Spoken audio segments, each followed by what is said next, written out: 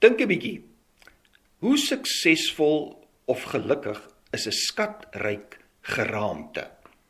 Die skatryk geraamte van 'n dwaas. Nou anders as wat mens dalk met die eerste oogopslag sou kon dink, gaan hierdie bekende gelykenis van Jesus oor die ryk dwaas nie net oor geld nie, maar oor baie meer. Dit gaan oor ons siening van die lewe. Hoe dink jy regtig oor die lewe? Hoe meet jy sukses? Iemand kom op 'n keer met 'n dringende versoek na Jesus. Hy word nie juis geboei deur Jesus se voorafgaande boodskap oor die hemelse toekoms nie. Nee, sy gedagtes is op hierdie oomblik by 'n baie konkreet aardse probleem. Hierdie man soek Jesus se bemiddeling in 'n erfkwessie waarin hy verontreg is. Meester, sê vir my broer om die erfenis met my te deel. Nou, dit is vandag nog 'n baie aktuele situasie.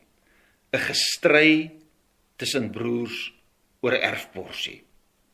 Nou, mens kan verstaan, Jesus sy hele optrede het wysheid en gesag uitgestraal, en hierdie man sou kon gedink het, wel, hier is nou my kans. Jesus kan my help. Jy sien, hy stel nie juis in Jesus belang as verlosser van sy sonde nie, maar bloot as een wat sy aardse probleme kan uitsorteer. Mens kan amper sê, hierdie man was 'n vroeë aanhanger van die prosperity gospel. Wat doen Jesus? Jesus gee hom 'n koue skouer. Mens, wie het my as regter of bemiddelaar oor julle aangestel? Nou, waarom tree Jesus so op? Ons sou hier kon wonder, sou Jesus nie dalk vir homself groter naam gemaak het as hy ook erfkwessies regverdig kon help oplos het nie? Maar nee, Jesus stel hoegenaamd nie belang nie. Kom ons dink net bietjie oor die agtergrond. Onthou bietjie, Jesus het op hierdie tydstip daar in Israel soveel goeie dinge gedoen, dat dit vir sommige mense die indruk sou kon skep, dat hy hierdie groot welsynswerker of sosiale hervormer was, hierdie helper van mense. 'n Mens sou selfs kon sê dat Jesus weens al die genesings wat hy gedoen het, destyds die hele lewensverwagting in Israel opgestoot het. Ja, weens Jesus se wonderwerke het mense nou langer geleef. Wonderlik. Maar onthou ook, terselfdertyd het die meerderheid van die mense nie die evangelie van verlossing aanvaar nie. Hulle het nie Jesus as redder van sondaars aanvaar nie. Mense sou kon redeneer, wel, Jesus maak ons lewe weer makliker. Hy genees so 'n klomp mense in die samelewing van al hulle kwale. Dis wonderlik.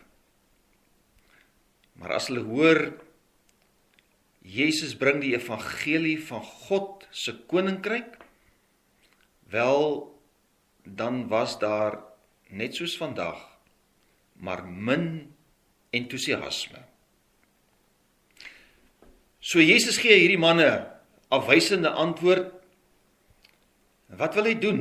Jesus wil hier die grense trek. Hy probeer ons hier laat verstaan, ja, hy gee aan mense lewe terug, selfs vir dooies. Maar dit is nie sy doel op sigself nie. Wat is sy eintlike doel? Hy doen dit om mense nog 'n kans te gee vir bekering, sodat hulle gereed kan maak om in die koninkryk van God in te gaan. Jy sien, dit was Jesus se hoofdoel. Jesus wil mense by God en sy koninkryk uitbring. Hierdie man wat die vraag vra oor die erfporsie, hy staar homself blind teen die tydelike voordele, teen die materiële voordele wat Jesus sou kon bring. Hy en baie ander sien net die hier en die nou.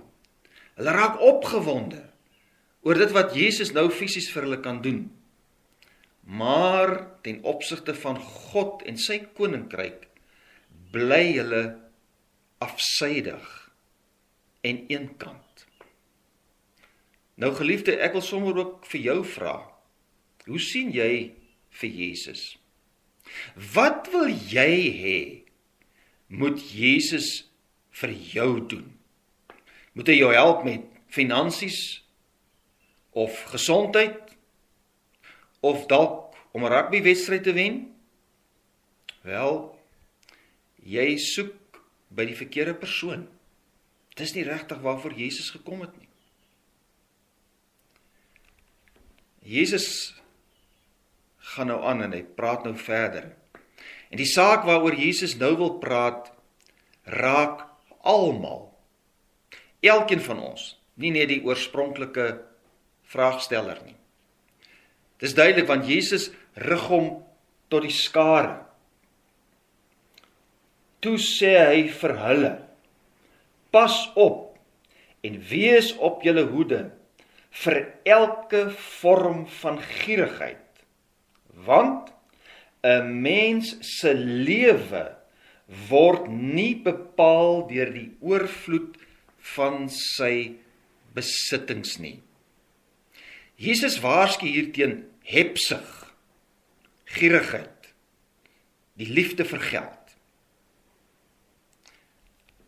En dan sê hy baie duidelik, die lewe vind sy sin en betekenis nie in terme van wat ek besit nie. Lewenskwaliteit kan nie gemeet word in rand en sent nie. Anders gesê, sukses is nie gelyk aan besit nie. Jy sien, die werk van Jesus, ook deur sy genesings ensovoorts, was juis gerig op die lewe. Ja, Jesus het wel mense gesond gemaak, maar dit beteken nie dat lewe as sodanig alles is nie. Jesus wil hier sê, moenie dink, as jy nou gesondheid ontvang het, as jy nou langer leef op aarde, dat jy nou alles het wat belangrik is nie. Moenie hierdie redenasie voer van, ek is nou weer pure perd, en nou kan ek weer voluit gaan en geld maak nie. Jesus wil sê, julle lewe word verleng, sodat julle by God kan uitkom. Want jy sien, die sin en die inhoud van die lewe, ware sekuriteit, lê nie in gesondheid en besit nie, nie in materieel meetbare suksesse nie. Ware sekuriteit is te vind in ons deel wees en deel hê aan God se koninkryk. En weet jy, dis die groot punt wat Jesus in hierdie bekende gelykenis wil maak. Dit gaan nie bloot oor rykdom en wie's nou ryk en wie's nie ryk nie. Dis nogal baie opvallend dat die ryk man in hierdie verhaal nêrens berisp word of aangevat word oor sy rykdom as sodanig nie. En is ook baie duidelik, by hierdie man was daar geen sprake van oneerlikheid nie. Hy was nie 'n skelm nie, inteendeel, hy was 'n eerlike, harde werker met goeie beplanning. Trouwens, op die oog af was hy 'n geseënde mens, Want ons weet, dis tog uiteindelik God self wat oorvloedige oeste gee. En as mens mooi daaraan dink, hierdie man kon eintlik nie anders nie. Hierdie groot oeste, die verloop van sy omstandighede, dwing hom eintlik tot uitbreiding, tot die bou van skure. Kom ons kyk bietjie na hierdie verhaal wat Jesus vertel het. 'n Sekere ryk man se plaas het 'n goeie oes opgelewer. Hy het homself toe afgevra, wat moet ek doen? Want ek het nie plek waar ek my oes kan opgaar nie. Toe sê hy, dit is wat ek sal doen. Ek sal my skure afbreek en groter skure bou. Daarin sal ek al my graan en my goedere opgaar. Dan, en dis nou hier waar die fout kom, dan sal ek vir myself sê, mens, jy het baie goed opgegaar vir baie jare. Ontspan, eet, drink en wees vrolik. Maar dan, as mens dink, alles loop nou mooi glad, dan kom die skokkende uitspraak van God self oor hierdie ryk man. Maar God het vir hom gesê, jou dwaas, vannag nog sal jou lewe opgeëis word. En wat jy bymekaar gemaak het, aan wie sal dit dan behoort? Jou dwaas. Wat 'n verdoemende uitspraak uit God se mond. Dis skokkend. Dis skokkend dat juis hierdie man 'n dwaas, 'n dom mens genoem word. Want dis tog duidelik dat hy eintlik baie goed beplan het. By wyse van Spreuke, sy polisse, sy versekering en sy aftreeplanne was alles in plek. Hoekom is hy 'n dwaas? Wel, hy gaan sy eiendom verloor. Want jy sien, hy gaan eindig as 'n skatryk geraamte. Maar ek en jy weet, 'n geraamte kan niks met geld en besittings maak nie. So gaan dit met iemand wat vir homself skatte bymekaar maak en nie in God ryk is nie. En hier kom ons nou by die eintlike punt. Hier word hierdie rykman se probleem nou duidelik uitgespel. Hy was nie ryk in God nie. Met ander woorde, hy was al die tyd arm by God. In eenvoudige taal gesê, hierdie man het God nie geken nie. Hierdie man, hoe suksesvol ook al in die oë van mense, het God nie geken nie. Ken jy vir God? Jy sien, die boodskap is baie duidelik. Wie lewe en eiendom ontvang op aarde, maak nie saak hoeveel of hoe min nie, moet leef as 'n rentmeester van God, as 'n bestuurder van God, wat dit als vir ons gegee het. Ons moet besef, niks is werklik ons nie. God gee vir ons die lewe. En lewe is net veilig by God. En daarom moet ons lewens inrig vir God. En rondom God as middelpunt. Weereens, Jesus veroordeel nie rykdom op sigself hier nie. Dis in elk geval 'n baie moeilike saak nie, want wie's nou ryk en wie's nou nie? Jesus vertrou hier 'n vertroue, 'n blindelingse vertroue op hierdie lewe. Jesus veroordeel hier 'n eensydige fokus op die hier en die nou. Hy leer hierdie skare dat hulle die lewe ontvang het, nie met die doel om hulle self te verryk nie, maar om hulle gereed te maak om God te ontmoet. Kan ons dit weer duidelik sê? Die doel van hierdie lewe is om God te leer ken. Weereens, Jesus veroordeel nie rykdom nie. Hy veroordeel 'n tipe lewensuitkyk wat op dinge ingestel is in plaas van op God. So wat dan is die verskil tussen aardse en hemelse rykdom? Dit gaan eintlik nie oor verskillende soort goed nie.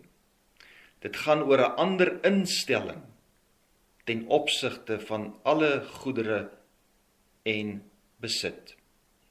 Lewe, ware lewe en ware sukses kan nie gemeet word in syfers, rande, eiendomme en aandele nie. Lewe, ware lewe, met ander woorde, om ryk te wees by God, sal daarop neerkom dat ek geheel en al van hom afhanklik sal wees en op hom sal fokus en hom sal ken deur Jesus, my verlosser.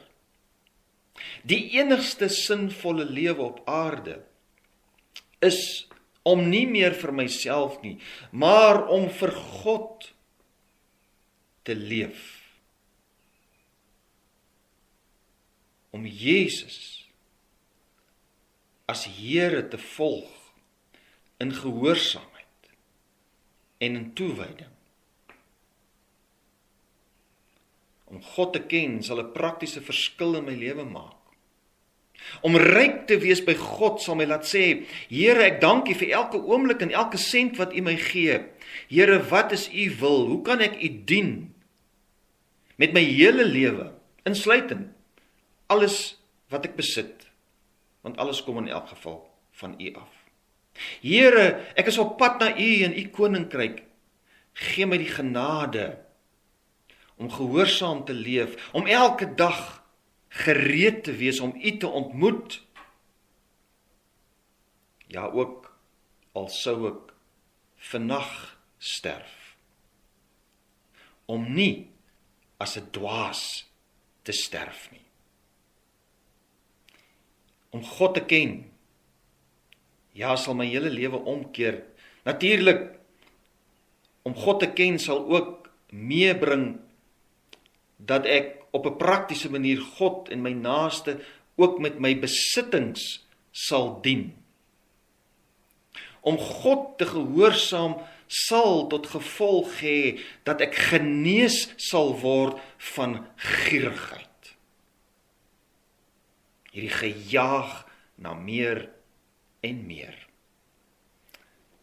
Geliefde, ek wil vir jou vra, is jy ryk by God? Of gaan jy opeindig as 'n dwaase ryk geraamte? Gaan jy 'n geestelike bankrot mens wees wat die hemelse koninkryk gaan misloop? Moet tog nie so dwaas wees nie. Kies vandag. Kies Jesus. Kies reg. Amen.